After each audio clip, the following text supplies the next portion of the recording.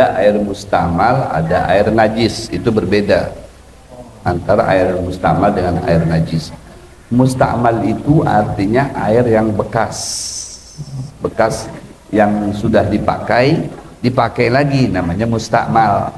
Ya, mustamal itu biasanya kalimah itu didapatkan hubungannya dengan berwudu.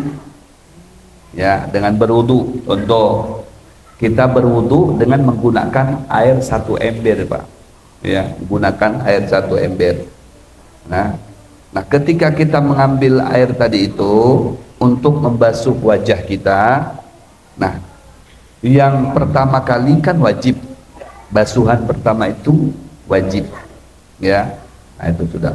Yang kedua kalinya, apabila air yang sudah digunakan untuk membasuh wajah jatuhnya ke ember tersebut, maka air itu namanya air mustakmal, tidak boleh lagi digunakan untuk berwudu. Atau kita ngambil airnya itu pakai tangan, bukan pakai gayung, tangan, untuk membasuh wajah.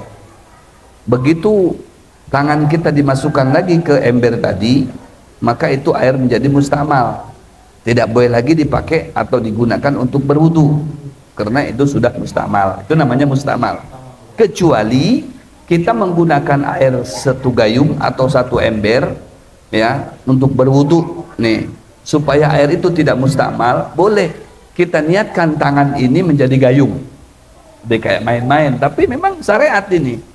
Saya niat nih, sebelum mengambil air itu atau sebelum masukkan tangan ke tempat gayung atau ke ember itu, kita niatkan, saya niatkan tangan ini menjadi gayung. Jadi begitu masuk tangan itu, ya posisi tangan ini statusnya jadi gayung. Jadi kita ambil untuk basuh wajah, untuk basuh tangan, kaki, nggak jadi masalah, dimasukin lagi ke situ nggak apa-apa. Ya, jadi itu hitungannya air nggak mustakmal, karena yang air yang ada di tangan kita ketika masuk lagi ke ember itu, ini statusnya bukan tangan tapi gayung. Nah, itu. Adapun yang ngepel tadi itu ada caranya. Caranya itu, najisnya itu ada airnya. Air itu bentuknya itu dibersihkan dulu. Jadi kan seumpama najis tai ayam, tai cicak, ambil dulu jenis kotorannya, pakai tisu. Setelah itu supaya nggak meluber, ya, supaya nggak meluber. Setelah itu baru diambil tisu basah, nah, terus disapu lagi dengan tisu kering, kan kering tuh, itu udah nggak najis tuh, baru pakai dipel untuk seluruhnya. Nah, itu jadi nggak najis, satu ruangan itu nggak najis. Ya, jadi ini cerita ini pernah terjadi di zamannya Rasulullah SAW. Ada satu orang primitif datang ke masjid. Di situ pas ada Rasulullah, ada para sahabat. Tiba-tiba dia kencing di dalam masjid itu.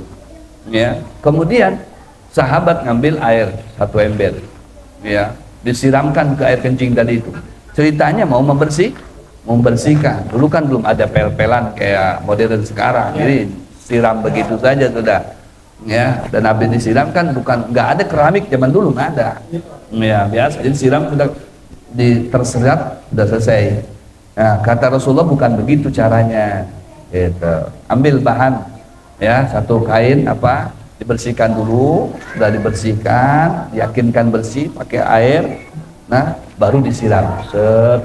Nah, jadi ketika merata air itu ke berbagai lokasi di daerah itu, maka itu tidak dikategorikan najis, karena air najisnya, bentuk najisnya sudah terlebih dahulu disucikan, dihilangkan. Begitu. Oke, kalaunya seperti di karpet, ya, ada di karpet nih air kencing atau kotoran ya, basah, cukup ambil ember, diangkat karpetnya, terus ditaruh di bawah, yang sekitar najisnya tadi itu dibersihkan dulu pakai air biasa. Jadi nggak harus digulung, dicuci sana, ya, kan repot. Ya, kalau besar seperti ini, cukup bawahnya yang kena najisnya tadi itu, ambil air jenis najisnya dibersihkan dulu, disiram pakai air sabun, siram pakai air bersih, selesai, jadi suci. Nah, caranya seperti itu. Nggak repot sebenarnya kalau tahu, ya. karena nggak tahu bisa jadi repot. Ada tai cicak di situ atau ada tai ayam masuk sini supaya kita main siram begitu saja. Jadi sebanyakan yang terkena air siraman tadi itu jadi najis. Tapi ketika kita ngambil air kotorannya kan diambil kan ringan, taruh di tisu, ambil tisu basah sampai bentuknya hilang, terus pakai air sedikit, pakai tisu yang kering, selesai. Suruh ngepel supaya harum. Jadi nggak najis bagian yang lainnya. Wallahu a'lam.